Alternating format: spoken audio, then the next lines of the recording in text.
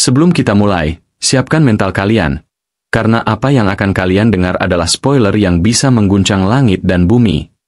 Ini dia kisah Tan Yun, sang pembalik takdir, sang Supreme yang bangkit dari kematian. Tapi ingat, kalau belum siap mental, lebih baik mundur sekarang.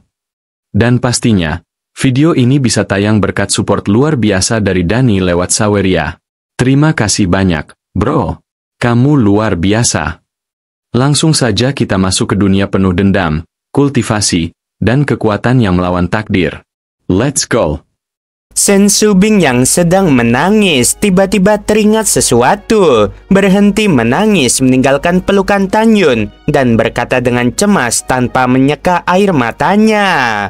Tan Yun, tempat ini berbahaya, cepatlah pergi, aku sudah sangat senang melihatmu. Pada saat ini, mata indah Ji Yuyan dipenuhi dengan air mata. Suamiku, adik Shen benar, kamu tidak boleh tinggal lama di sini. Gadis-gadis lainnya pun angkat bicara setuju. Jangan khawatir, sekarang aku sudah di sini. Aku yakin bisa membawamu pergi dengan selamat, kata Tan Yun dengan tatapan tegas. Saat Shen Shubing hendak berbicara, Tan Yun berkata, aku tidak ingin memikirkan apapun sekarang. Aku hanya merindukan kalian. Shen Shubing mengeluarkan erangan samar, namun Tan Yun lah yang menundukkan kepalanya dan mencium bibir merahnya. Melihat pemandangan ini, Shen Shuzhen, Shen Ji, Song Huixin, Murong Sisi, Fang Xiqing, Nanggong Ruksue, dan Bai Lianer dengan bijaksana meninggalkan lobi dan memasuki kamar kerja sebelah, hanya menyisakan istri dan tunangan Tan Yun.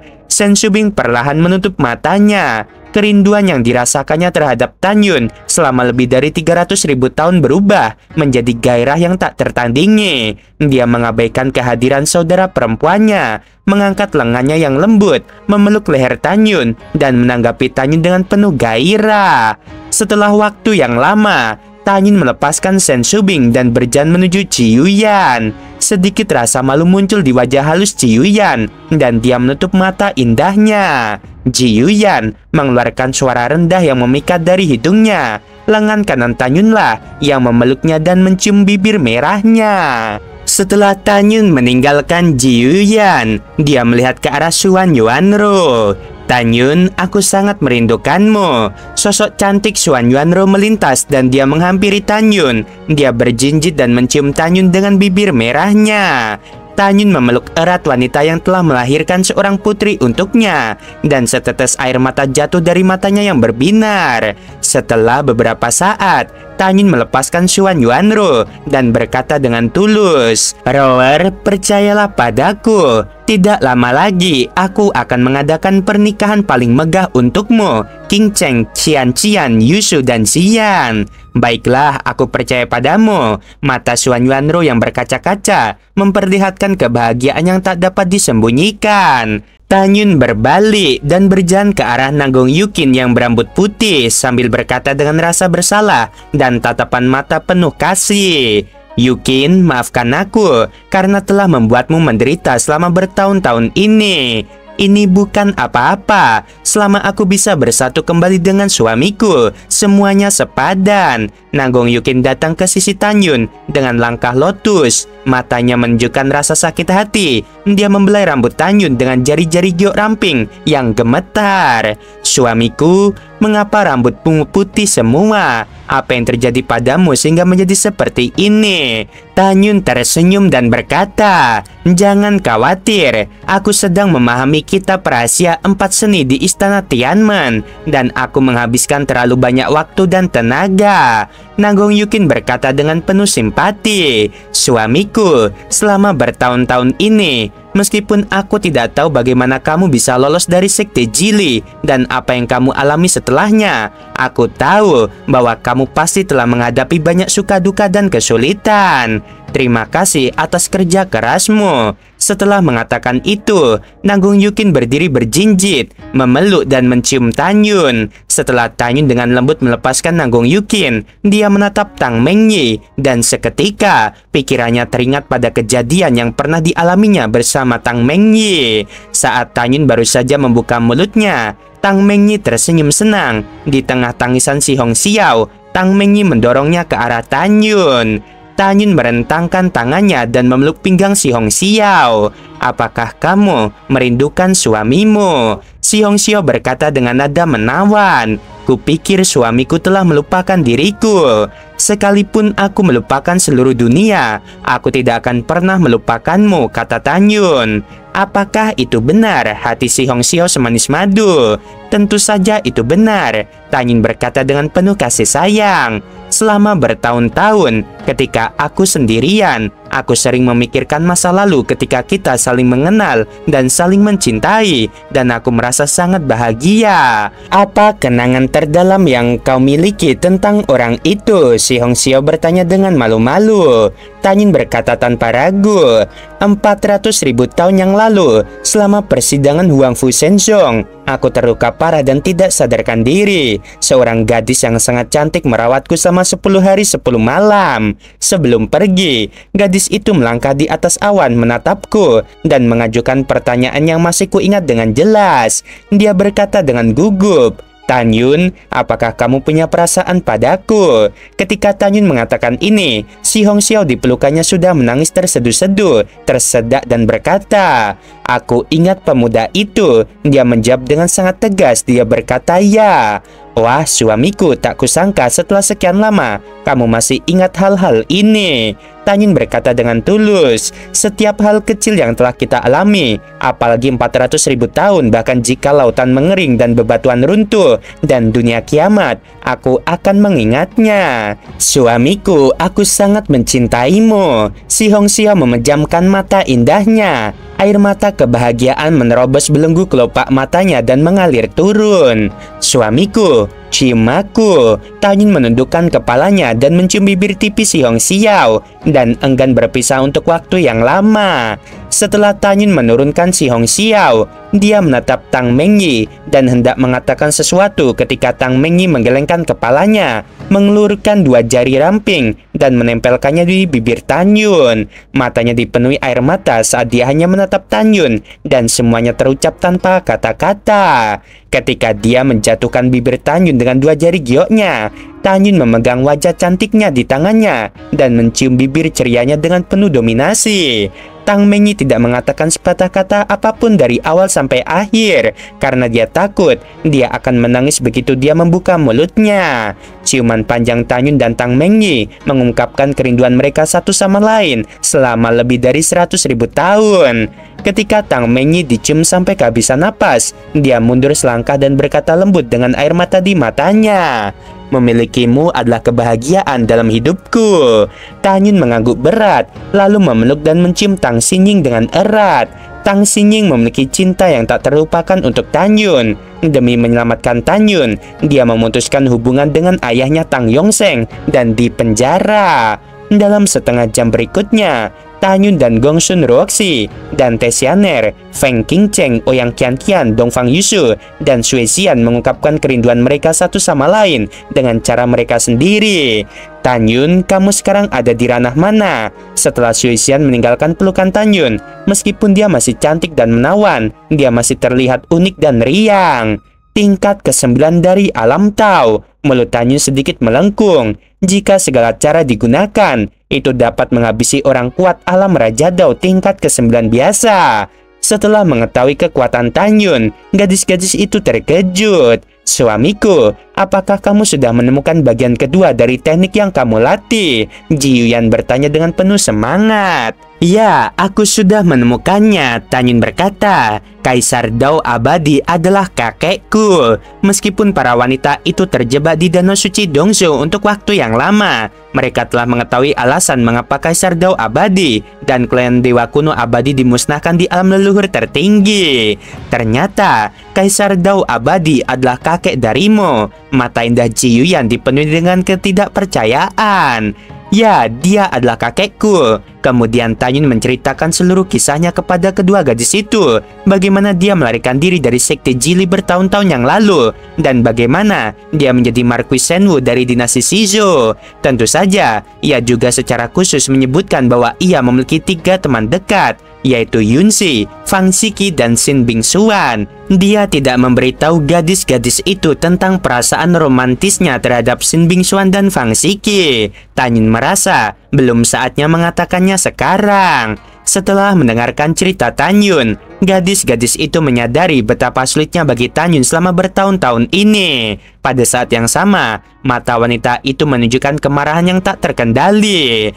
Tan Yun, setelah aku dan saudara perempuanku pergi dari sini, kami akan berlatih keras. Ji Yuan mengepalkan tangannya. Kalau begitu, kami akan bergabung denganmu untuk membahas dendam klan Dewa Kuno Abadi dan kakek kami.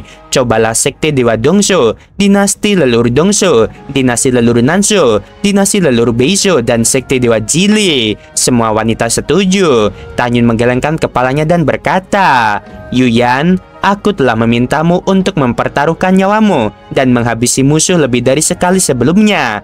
Meskipun aku tahu kamu melakukannya dengan sukarela dan tidak ingin menjadi beban bagiku, sekarang semuanya berbeda. Musuh kita terlalu kuat dalam hal kekuatan dan latar belakang. Aku tidak akan membiarkanmu pergi ke medan perang dan menghabisi musuh lagi. Aku tidak akan pernah membiarkanmu mengalami kecelakaan. Saat kita berada di alam semesta yang lebih rendah, kau banyak membantuku. Sebagai lelakimu, izinkan aku bersikap egois untuk sekali ini saja. Aku ingin kalian hidup dengan damai. Setelah aku membalas dendam di masa depan, kita akan menghabiskan sisa hidup kita bersama. Mendengar hal ini, para wanita itu tampak setuju, tetapi tidak diketahui apa yang ada di dalam hati mereka. Tiba-tiba, Tan Yun teringat sesuatu, menatap Ji Yuyan dan berkata, Yuyan, menurut apa yang aku tahu, 4 kekuatan besar yang memusnahkan rakyatku adalah dinasti Shizou, dinasti Beisho, dinasti Dongsu, dan sekte Jili. Mengapa ada sekte Dongsu? Ji Yuyan berkata dengan yakin, suamiku, sekte Dewa Dongsu khawatir bahwa 4 kekuatan utama tidak akan dapat sepenuhnya memusnahkan klan Dewa Kuno Abadi kita. Jadi mereka mengirim para pemimpin senior dan murid sekte untuk berpartisipasi dalam pengepungan dan penindasan klan Dewa Kuno Abadi atas nama dinasti leluhur Dongsu. Mata Tan Yun menampakkan niat membunuh. Sekte Ilahi Dongsu, aku akan menyelesaikan dendam lama dan baru denganmu. Setelah mengambil keputusan, Tan Yun memberitahu gadis-gadis itu bahwa keempat orang kuat yaitu Kaisar Dongsu, Kaisar Beisho, Kaisar Nansu, dan Huyanzang telah memurnikan sinar kesengsaraan surgawi abadi ke dalam pikiran mereka yang mengakibatkan mereka mendapatkan berita setiap kali para dewa kuno abadi melewati kesengsaraan surgawi tersebut. Tan Yun berkata, Yuyan, untungnya setelah kamu naik ke alam leluhur tertinggi, kamu dipenjara di sini dan tidak bisa berlatih dengan normal. Kalau tidak, begitu kamu naik alam yang lebih tinggi dan melewati kesengsaraan surgawi, konsekuensinya akan menjadi bencana. Ji Yuyan masih ketakutan. Pada saat ini, Shen Shubing berkata dengan cemas, suamiku, kamu tidak boleh membawa kami pergi sekarang. Jika tidak, ketika Fuchasu melihat kita melarikan diri, dia pasti akan datang ke alam semesta bawah untuk melampiaskan amarahnya. Saat itu, kehidupan keluarga kita di alam semesta bawah akan berada dalam bahaya. Semua wanita setuju dengan pendapat Shen Shubing. Tan Yun berkata, aku benar-benar tidak bisa membawamu pergi seperti ini sekarang. Kalau tidak, alam semesta yang lebih rendah akan menderita dari murka Fuchasu dan semua orang akan hancur. Ini adalah sesuatu yang tidak bisa kuterima. Suamiku, apa yang ingin kamu lakukan? Shen Shubing bertanya dengan cemas dan para wanita juga melirik Tan Yun dengan pandangan bertanya.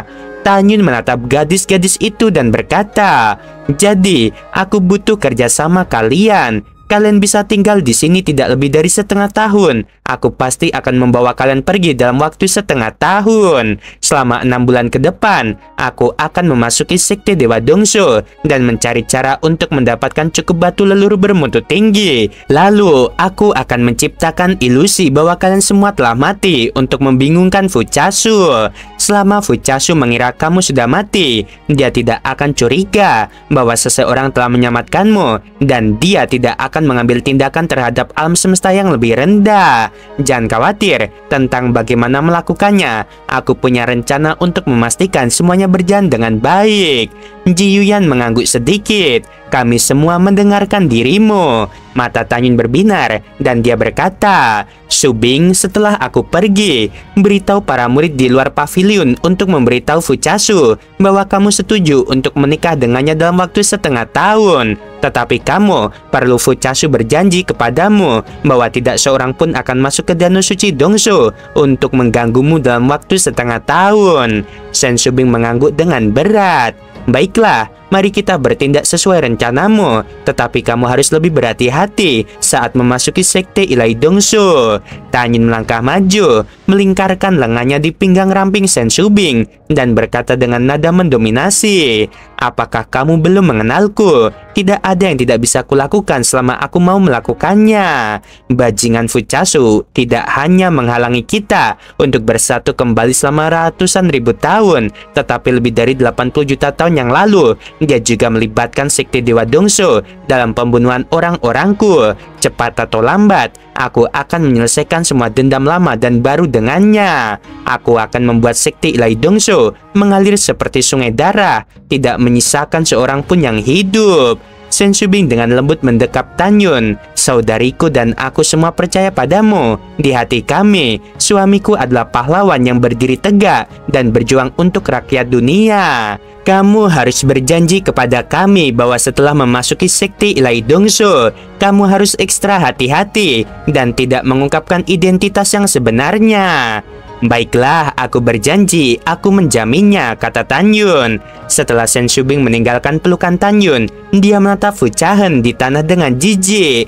"Bagaimana kita menghadapinya? Biar aku tanya dulu." Setelah berkata demikian, Tanyun menghampiri Fuchahan. Pada saat ini, Fuchahan yang anggota tubuhnya lumpuh, kolam rohnya tersumbat, dan tidak dapat berbicara, menatap Tanyun dengan ekspresi ketakutan yang amat sangat. Dia tidak pernah menyangka kalau orang di depannya bukanlah Cheng Kun, melainkan lelaki dari kelompok wanita ini. Dalam sekejap mata, Tanyun mengirimkan sinar kekuatan leluhur ke tenggorokan Fuchahan. Setelah dia bisa berbicara, dia berkata dengan suara gemetar, "Tanyun, tidak, jangan habisi aku. Katakan saja apa yang ingin kau ketahui. Aku akan menceritakan semuanya padamu. Aku hanya memintamu untuk tidak." Ekspresi Fuchahan tiba-tiba menjadi kusam saat dia memohon belas kasihan. Itu karena Tanyun menggunakan mata Dewa Hongmeng. "Katakan padaku, apakah ada yang tahu kapan kamu datang ke Danau Suci Dongso?" tanya Tanyun. "Hanya murid yang menjaga Danau Suci Dongso yang pernah melihatnya," jawab Fuchahan. "Mengapa kamu begitu yakin bahwa tidak ada seorang pun yang menyadari kedatanganmu?" tanya Tanyun. Fuchahan berkata dengan jujur, "Karena ayahku menyuruhku dan 15 saudaraku untuk tidak datang ke Danau Suci Dongso selama setengah tahun. Jadi ketika aku datang ke sini, aku sengaja melakukannya secara diam-diam." "Bagus, sangat bagus." Tanyun melambaikan tangan kanannya dan sebilah pedang kekuatan leluhur memegal kepala Fuchahan. Ketika jiwa Taoisnya dan janin Taois baru saja muncul di tengkoraknya, mereka dengan mudah dihancurkan oleh Tanyun. Segera, Tanyun mengumpulkan kepala Fuchahan dan melepaskan api Hongmeng untuk membakar tubuh dan darah Fuchahan yang tanpa kepala. "Tuan, aku hanya berada di tahap kecil level Tao, dan Binger hanya berada di puncak level Tao. Kami tidak dapat membantumu lagi." Api Hongmeng berubah menjadi manusia berkabut dalam gaun ungu dan berkata dengan nakal, "Bukankah kamu seharusnya mencarikan api untuk kami?" Tanyun tersenyum dan berkata, "Tentu saja, jangan khawatir. Sekte Ilai Dongso adalah kekuatan terbesar di wilayah Ilai Dongso. Jadi secara alami, ada es dan api di sekte tersebut." Yixin sangat gembira. Kemudian setelah membungkuk kepada gadis-gadis itu, dia memeluk erat telapak tangan kanan Tanyun. Tanyun menatap gadis-gadis itu dengan enggan dan berkata, "Tidak pantas untuk tinggal di sini terlalu lama. Yunxi dan aku harus pergi." Sen Subing memperingatkan, "Yunxi adalah kesayangan Kaisar Shizo, tetapi dia bersedia mengambil risiko denganmu. Kamu harus melindunginya dengan baik." "Baiklah." Tanyun menarik napas dalam-dalam dan berkata, "Aku pergi sekarang, tunggu saja aku di sini." Ketika Tanyun berbalik dan hendak pergi, Sen Subing menahannya berdiri berjinjit, mencium Tanyun dan merapikan jubah ungunya dengan penuh kebajikan. Jaga dirimu baik-baik. Setelah Tanyun tersenyum meyakinkan kepada gadis-gadis itu, dia berganti menjadi Cheng Kun. Ketika dia melangkah keluar dari lobi lantai 3, dia sedang memikirkan sesuatu. Matanya menunjukkan kekhawatiran yang mendalam. Dia berbisik pada dirinya sendiri. Kami telah menemukan Subing dan yang lainnya. Di mana kamu, Changsun Suwanki? Setiap kali teringat Suwanki, Tanyun merasa bersalah. Jadi dia ingin segera menemukan cairan pemanggilan jiwa. Cairan pemanggil jiwa sangat langka dan hanya ditemukan di alam ilahi Dongsu. Tanyun bertekad untuk menemukan cairan pemanggilan jiwa selama perjalanan ke alam ilahi Dongsu ini untuk memulihkan ingatannya yang hilang dari kehidupan pertamanya.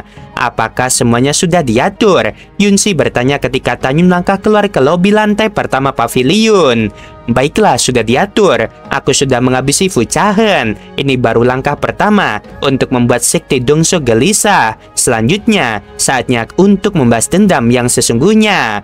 Ayo kembali ke sekte ilahi Dongsu. Sebelum Tanyun dan Yunsi meninggalkan gerbang kota Dongsu, mereka menggunakan mata Dewa Hongmeng untuk mengendalikan semua murid yang menjaga pavilion dan gerbang kota satu demi satu, membuat mereka lupa bahwa Fucahen telah datang ke danau Dongsu. Setelah itu, Tanyun dan Yunsi menuju sekte ilahi Dongsu. Di sebelah timur danau Dongsu terdapat pegunungan yang luas dan megah. Jauh di angkasa pegunungan terdapat puncak megah yang menggantung. Itu Gunung Suci Dongsu, sebuah monumen besar setinggi 1.000.000 kaki berdiri di puncak Gunung Dewa Dongsu. Tempat ini jelas merupakan gerbang gunung sekte ilahi Dongsu. Kekosongan bagaikan riak-riak di air. Tanyun dan Yunsi yang telah menyamar terbang keluar dari depan gerbang gunung. Para murid memberi penghormatan kepada tetua sekte dalam pertama dan kedua. 20 murid sekte luar segera bersujud kepada Tanyun dan 2 orang lainnya dengan penuh rasa hormat. Bangun. Setelah Tanyun meminta semua murid untuk berdiri, dia mengeluarkan token tetua agung sekte dalam. Seberkas cahaya melesat keluar dari token itu, memperlihatkan sebuah pintu besar yang tergantung di lautan awan. Seketika, pintu besar yang tingginya 1.000.000 kaki itu terbuka dengan suara ledakan. Setelah itu, Tanyun dan Yunsi terbang ke gerbang batu dan memasuki tempat rahasia Dongsu di bawah tatapan penuh hormat dari semua murid. Tanah rahasia Dongsu luas dan tak terbatas. Esensi ilahi serta energi leluhur langit dan bumi sangat kaya di dalamnya, dan pemandangannya sangat menyenangkan. Menurut ingatan Cheng Kun dan Fang Yuan, Tanyun dan yang lainnya menghabiskan seharian terbang di udara. Setelah terbang melewati gerbang luar, mereka tiba di gerbang dalam bersama 50 miliar murid. Meskipun Cheng Kun adalah tetua utama sekte dalam, dia menindas yang lemah dan takut pada yang kuat. Oleh karena itu, istana tempat dia dan istrinya Fang Yuan tinggal tidak semegah istana tempat tinggal tetua ketiga. Gunung Kunsen yang hijau dan subur serta kuil Kunsen adalah tempat pasangan itu tinggal. Setelah Tanyun dan 2 orang lainnya terbang ke puncak Gunung Kunsen, 10 murid dalam di luar kuil Kunsen membuku hormat kepada mereka.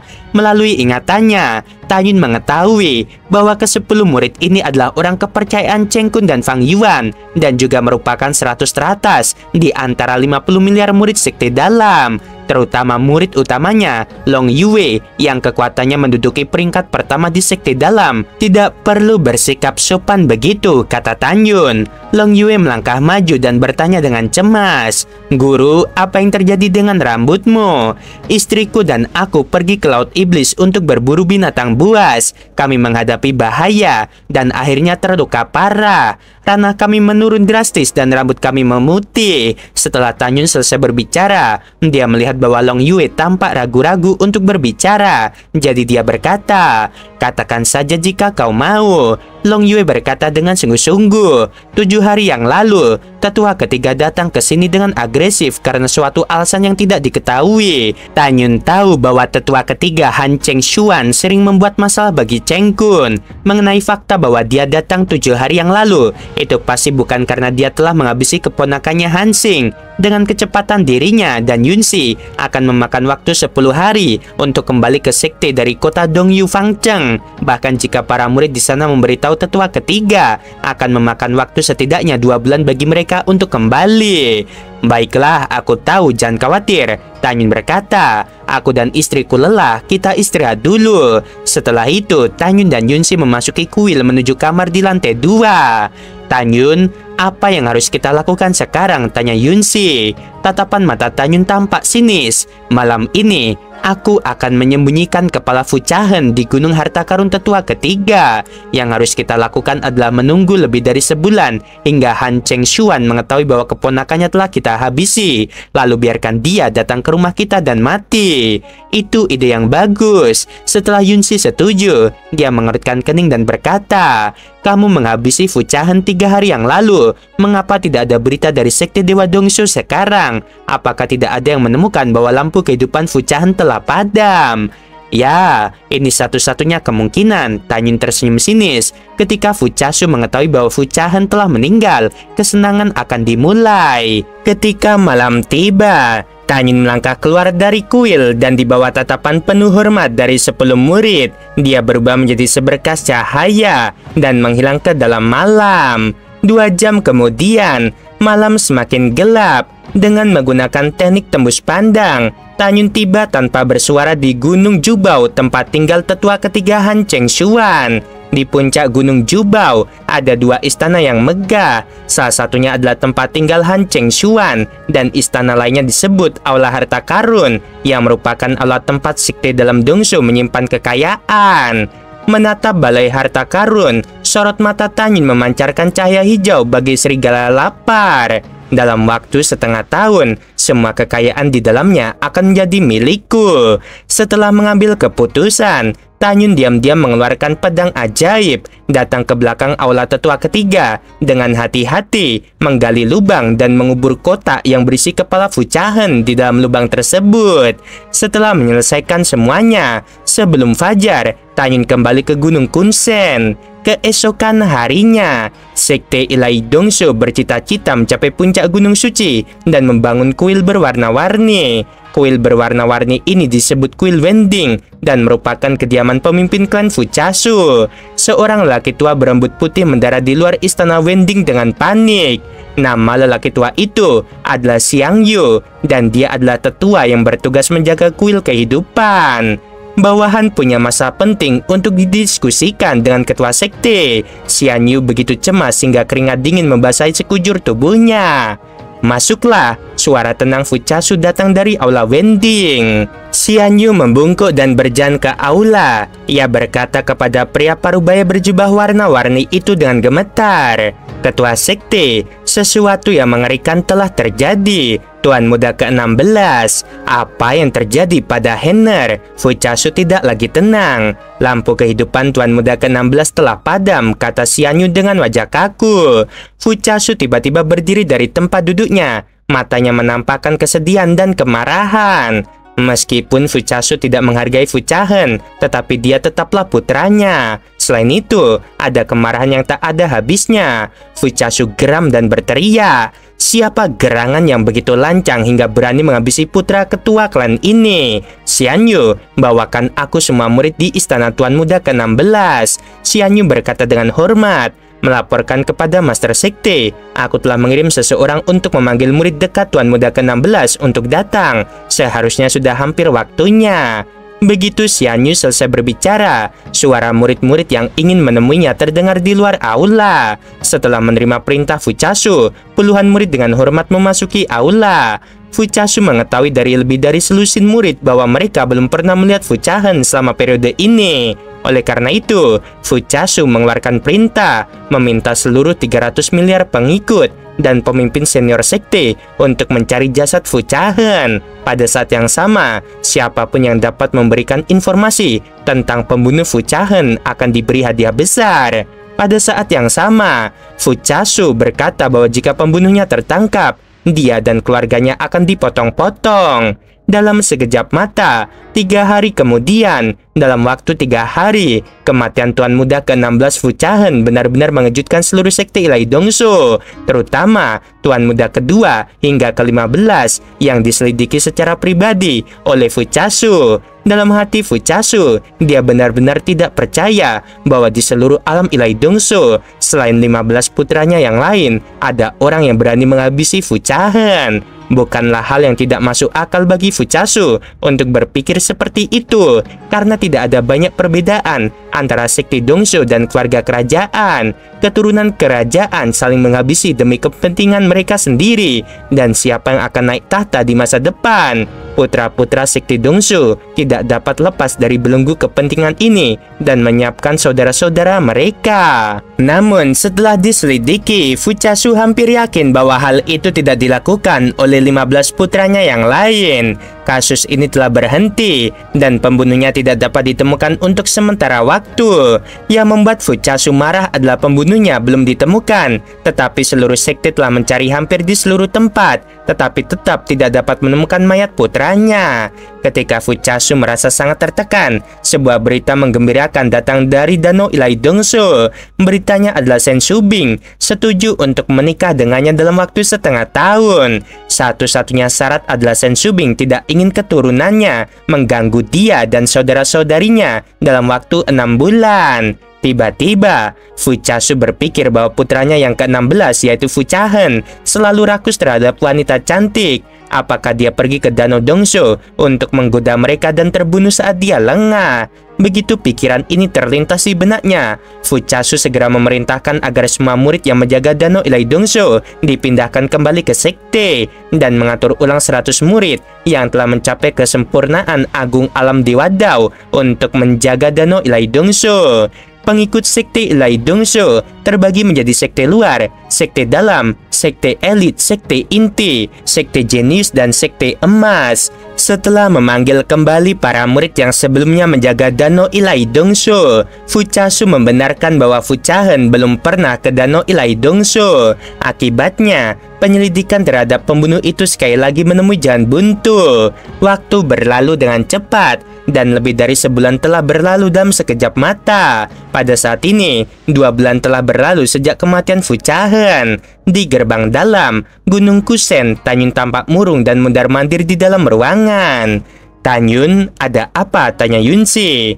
Tanyun berkata sambil berpikir, sudah saatnya menambahkan bahan bakar api. Yunsi bingung, mata Tanyun berbinar dan dia berkata, "Yunsi, mari kita hitung waktunya. Berita bahwa aku menghabisi Hansing di kota Dong Yufang seharusnya sudah sampai ke telinga tetua ketiga. Begitu tetua ketiga mengetahui hal ini, dia pasti akan datang mencariku. Jika aku menghabisinya saat itu, bahkan jika saudara Fang Yuan membantu kita mungkin tidak dapat menghindari kecelakaan apapun. Jadi, aku ingin menghabisi putra Fu Chasu yang lain dan seorang putra yang paling dia hargai. Ini akan membuat Fu Chasu benar-benar marah. Dan kemudian kita akan mengintensi upaya kita untuk menemukan pembunuhnya. Pada saat ini, kita akan bertindak sesuai dengan situasi dan menggali kepala Fu Chahen yang terkubur di belakang aula tetua ketiga.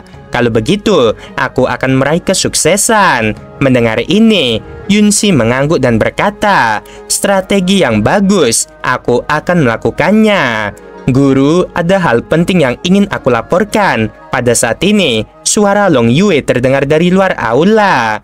"Yunsi, sepertinya ada berita," kata Tanyun sambil mengisyaratkan sesuatu, lalu berkata, "Ayo masuk ke aula dan bicara." Kemudian, Tanyun dan Yunsi masih menyamar datang ke aula di lantai pertama. Long Yue memasuki aula dan berkata kepada Tanyun dengan hormat, "Guru, aku mengikuti perintahmu dan bersembunyi di depan gerbang gunung. Aku menemukan bahwa orang kepercayaan Diaken Han, seorang murid bernama Kong Song, bergegas kembali ke sekte Dewa Dongsu. Kong Song pasti akan memberitahu tetua ketiga tentang pembunuhanmu terhadap Hansing. Ayah mertua tetua ketiga adalah tetua penegak hukum dari sekte elit. Dengan dukungan ini, dia pasti akan mempersulit dirimu. Guru, kamu harus bersiap lebih awal." Pada titik ini, Long Yue menatap Yunsi dan berkata dengan hormat, Istri guru, aku punya sesuatu untuk dikatakan, tetapi aku tidak tahu apakah aku harus mengatakannya atau tidak. Silahkan katakan saja, Yunsi berkata dengan nada Fang Yuan. Long Yue berkata, istri guru, saudaramu adalah tetua agung dari sekte elit. Untuk berjaga-jaga, bisakah kamu meminta saudaramu untuk membantu guru? Gurumu dan aku akan mempertimbangkannya, kata Yunsi. Hanya dalam 2 bulan, Tanyu dan Yunsi menemukan bahwa Long Yue bukanlah orang jahat. Pada saat yang sama, melalui ingatan, Tanyu dan yang lainnya juga tahu bahwa meskipun Long Yue adalah murid tertua Cheng Kun, dia juga merupakan wadah pemikir Cheng Kun. Jika dia dilatih di masa depan, dia akan menjadi bakat yang menjanjikan. Bagaimanapun, kekuatan Long Yue menduduki peringkat pertama di antara 50 miliar murid dalam. Bakat dan tingkat pemahamannya yang tinggi terbukti dengan sendirinya. Menurut Tanyun, sangat disayangkan bagi Long Yue untuk tetap tinggal di sekte Ilai Dongso yang atmosfer dan moralnya sangat rusak. Yuer, aku punya sesuatu untukmu, Tanyun berkata. Ini melanggar aturan sekte. Jika terbongkar, itu akan menjadi kejahatan besar. Beranikah kau? Long Yue tiba-tiba berlutut. Guru, aku tidak takut. Bangunlah, aku hanya mengatakannya dengan santai untuk melihat apakah kamu setia atau tidak, kata Tanyun. Setelah Long Yue berdiri, Tanyun berkata, kamu bisa pergi sekarang. Murid ini mematuhi perintahmu. Aku akan pergi sekarang. Long Yue menerima perintah itu dan pergi. Tanyun, apakah kamu agak tertarik pada Long Yue? Tanya Yunsi. Ya, Tanyun berkata, anak ini memiliki bakat yang menjanjikan. Mulai sekarang, sebelum kita pergi, aku berencana untuk membawanya pergi dan menjaganya di sisiku. Baiklah, aku setuju, kata Yunsi. Setelah Tanyun menghela napas lega, dia berkata, Yunsi, kamu harus segera pergi ke gerbang elit dan membujuk tetua agung elit untuk datang ke gerbang dalam untuk membantuku. Ingat, saat tetua agung elit datang, jangan muncul lebih dulu. Jika aku menghabisi tetua ketiga dan tetua penegak hukum elit muncul, maka kau bisa keluar untuk membantuku. Yunsi berkata dengan tegas, identitasku saat ini adalah Fang Yuan. Demi aku, dia pasti akan datang membantuku. Hati-hati, jangan ceroboh, dan jangan sampai membahayakan dirimu. Tanyun memperingatkan. Aku mengerti. Yunsi menatap Tanyun, kekhawatiran terpancar di matanya yang indah. Aku tahu apa yang akan kau lakukan selanjutnya akan sangat berbahaya. Berjanjilah padaku untuk tidak melakukan kesalahan apapun. Kalau tidak, kau akan celaka. Tanyun mengangguk berat. Aku akan mengurusnya, jangan khawatir. Baiklah, aku pergi dulu, ucap Yunsi. Lalu dia melangkah keluar dari kuil, dengan cepat melesat melewati lautan awan yang luas, dan menuju ke gerbang elit.